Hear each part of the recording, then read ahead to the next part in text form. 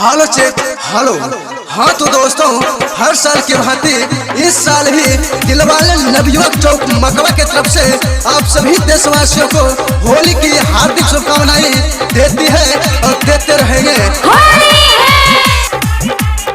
जिला मुंगेर के हो ही रंगे बाजरे, छोड़ के आइल पानी सब को में काजरे। जिला मुंगेर के हो ही रंगे बाजरे, छोड़ के आइल पानी सब को में काजरे। पिकदार हुआ तारे सब के हो डीजे पर डोली डोली डोली। महादेव गोली जे होली में बोहली, महादेव गोली जे होली में बोहली, महादेव गोली जे होली में बोहली, महादेव गोली जे होली में बोहली। शीशम की लकड़ी भी किसी चंदन से कम नहीं, शीशम की लकड़ी भी किसी चंदन से कम नहीं। अब दिलवाले नवयुवक चौक मकवा भी किसी से कम नहीं।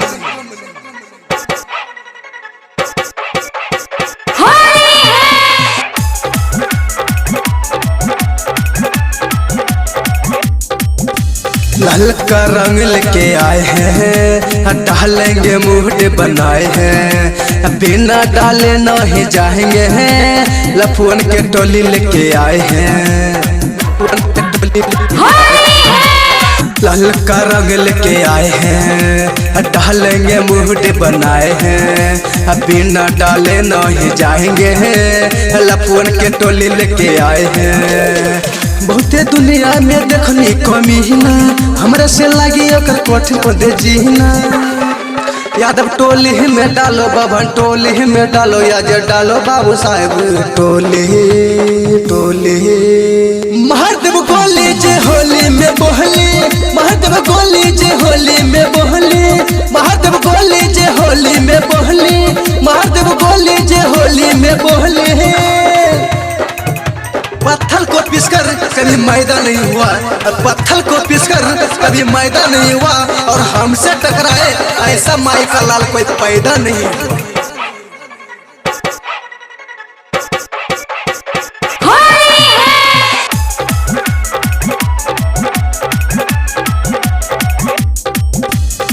रंग बज मनीष के बाजी गहना, चहली न कवनो बहाना।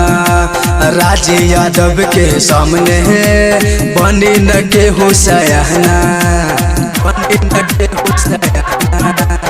रंग बज मनीष के बाजी गहना, चहली न कवनो बहाना। राजे यादव के सामने है बनी न कवनो सयाहना। गुड्डू सुमन हरित के राज हो, खेल ले चला नहीं होली रोज रोज हो। सुधांशु बिहार है भौजी के फार दे चोली चोली चोली। महादेव गोली जे होली में बोहली, महादेव गोली जे होली में बोहली,